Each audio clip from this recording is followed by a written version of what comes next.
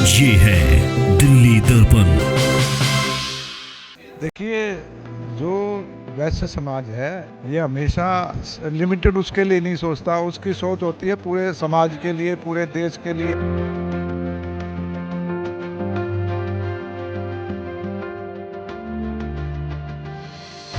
समाज और जन कल्याण के विकास के लिए सभी धर्म और जातियों का महत्वपूर्ण स्थान माना गया है, लेकिन वैश्य समाज का आदिकाल से ही जन कल्याण के विकास के लिए योगदान रहा है। इसी को ध्यान में रखते हुए रविवार को दिल्ली के कन्वेंशनल सेंटर में अखिल भारतीय वैश्य समाज सम्मेलन की राष्ट्रीय बैठक का आयोजन किया गया, जिसमें समाज के सभी जनप्रतिनिधियों के अलावा विभिन्न सांसद भी मौजूद रहे, जिसमें समाज और जन कल्याण के अहम मुद्दों पर विचार किया गया। नमस्कार, मैं के.एम. गुप्ता, अखिल भारतीय वैश्य महासम्मेलन दिल्ली का कार्यकारी अध्यक्ष। और आज हम सब वैश्य महासम्मेलन की राष्ट्रीय कार्यकारिणी की बैठक में सम्मिलित होने आए हैं, जिसमें देश भर से विभिन्न प्रांतों से लगभग 150 से 200 वैश्य समाज के कार्यकारिणी के सदस्य, विभिन्न प्रदेशों के अध्यक्ष और दिल्ली से करीब 40 से 45 जो कार्य समिति के सदस्य हैं वो भाग लेंगे। और आज दिन भर वैश्य समाज के विभिन्न मुद्दों पर इस मंच के माध्यम से चर्चाएं होंगी, और जिसमें आने वाले समय में वैश्य समाज की हर क्षेत्र में, चाहे वो राजनीतिक क्षेत्र हो, चाहे सामाजिक दायित्व की बात हो, चाहे आर्थिक उन्नति की बात हो, उन विषयों पर गहन चिंतन होगा। जिसमें आज हमारे बीच में यहाँ बिहार के उप मुख्यमंत्री तारकेश्वर जी रहेंगे, भारत सरकार में केंद्रीय मंत्री पीयूष गोयल जी रहेंगे, और भाजपा दिल्ली के प्रदेश अध्यक्ष आदेश गुप्ता जी हम लोगों के बीच रहेंगे। पूर्व केंद्रीय मंत्री विजय गोयल जी भी इसमें उपस्थित रहेंगे। विभिन्न सांसद और देश भर से वैश्य समाज के सांसद और विभिन्न प्रदेशों से विधायक लोग भी यहाँ पर उपस्थित रहेंगे। धन्यवाद। बैठक के दौरान बिहार के उप मुख्यमंत्री तारकेश्वर, केंद्रीय मंत्री पीयूष गोयल, दिल्ली प्रदेश अध्यक्ष आदेश गुप्ता, पूर्व केंद्रीय मंत्री विजय गोयल एवं तमाम वैश्य समाज से जुड़े सदस्य और सांसद भी मौजूद रहे। बैठक का उद्देश्य वैश्य समाज के उन सभी क्षेत्रों पर विचार करना था जो जन कल्याण के लिए बेहद ज़रूरी हैं, फिर चाहे वे शिक्षा हो, स्वास्थ्य, व्यवसाय या फिर कोई और। साथ ही ये बताया गया कि वैश्य समाज को देश की अर्थव्यवस्था की रीढ़ की हड्डी माना जाता है, जिसके सहयोग से न केवल लोगों के हित के काम किए जाते हैं, बल्कि देश की तरक्की पर भी पूरा योगदान दिया जाता है। भारतवर्ष में शुरू से आदिकाल से परंपरा रही है, वैश्य समाज अपनी आर्थिक उन्नति में जो भी जो कार्य करता था उसका कुछ एक दशांश समाज सेवाओं में लगाता है। चाहे आज से पहले आप देखें, चाहे वो विभिन्न हॉस्पिटल्स हों, शिक्षण संस्था हों, धर्मशालाएं हों, हर जगह वैश्य समाज का योगदान था।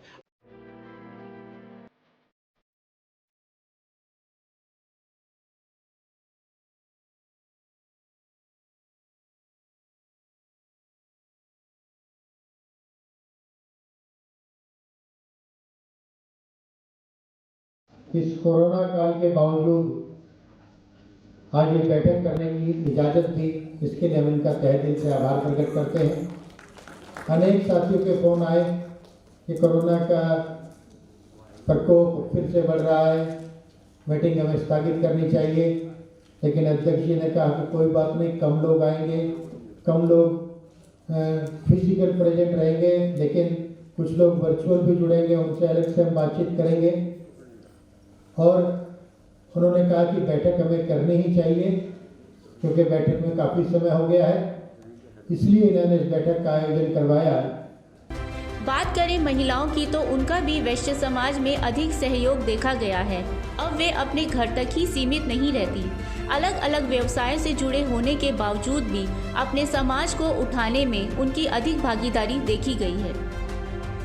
वैश्य समाज शुरू से ही मानव कल्याण के कार्य करती आई है, फिर चाहे वे अस्पताल बनवाने की बात हो, शिक्षा की बात हो, धर्मशालाएं हो या फिर कोई और सेवा, और सभी का अहम योगदान रहा है।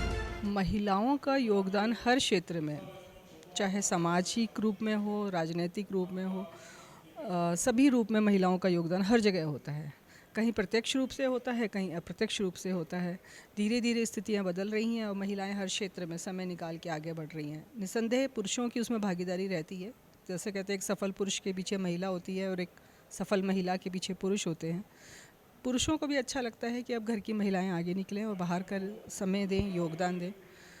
पहले महिलाएं अपनी इच्छा शक्ति से बाहर आती थीं और चाहे उनसे घर में भी विरोध होता था फिर भी आती थीं, कुछ पहले कम थी, पर अब घर में जब से सहयोग मिलने लगा है तो अच्छा लगता है बाहर निकलना और सहयोग देना। नमस्कार, मैं डॉक्टर मीनाक्षी अग्रवाल। मैं खुद वैश्य समाज से हूँ और मैं एक टीचर भी हूँ, पढ़ाती हूँ। मुझे ऐसा लगता है कि जो नारी होती है वो अपने आप में एक शक्ति होती है और उस शक्ति को अगर हम सही जगह लगाएं तो वो इसका प्रतिफल भी अच्छा होगा। आज की जो बेटी है वो कल माँ बनेगी और माँ के बाद वो जो भी अपना दर्जा लेगी, दादी है, नानी है, वो एक औरत अगर पढ़ गई तो पूरे समाज को प्रकाशित कर देती है। ये मेरा मानना है। और ये मेरा मानना है कि यत्र नारेस्तु पूज्यन्ते रमन्ते तत्र देवता, या जहाँ हम नारी को पूजते हैं वहाँ देवता का वास होता है। और अगर वैश्य समाज में अगर हमें खुल के मौका मिल रहा है, उस मौके से हम हर बच्ची को आगे लाएं, हर महिला को आगे लाएं। और ये मेरी भी एक जिम्मेदारी है कि मैं अपने साथ बहुत सारी महिलाओं को लाऊं। जब हम जेंडर डिस्क्रिमिनेशन की बात करते हैं, पूरा विश्व इस पर चिल्ला के बातें करता है कि दोनों के मध्य में जो अंतर वो ख़त्म होना चाहिए, तो क्यों ना हमारा वैश्य समाज या प्राचीन काल से इस समाज ने बहुत सारी विभूतियाँ दी हैं। धन के मामले में जो हम देखते हैं बहुत सारी चीज़ें से देश को समृद्ध किया है। देखिए, कोई भी सामाजिक संगठन हो, कोई भी संस्था हो, निश्चित रूप से जब वहाँ पे महिलाओं को वर्चस्व मिलता है, महिलाओं को प्रोत्साहन मिलता है, महिलाओं को पावर और पोजीशन मिलती है, तो वो कहीं बेहतर काम करके दिखा सकती है। ये महिला शक्ति का एक विशेष गुण है या उन्हें एक वरदान प्राप्त है। वो एक साथ बहुत सारी भूमिकाएं निभा सकती है। दिल्ली दर्पण टीवी के लिए प्रियंका आनंद की ये रिपोर्ट। लेटेस्ट खबरों के लिए सब्सक्राइब करें हमारा YouTube चैनल या फिर लॉग ऑन करें www.delhidarpantv.com। खबरों की कवरेज और विज्ञापनों के लिए संपर्क करें इस नंबर पर।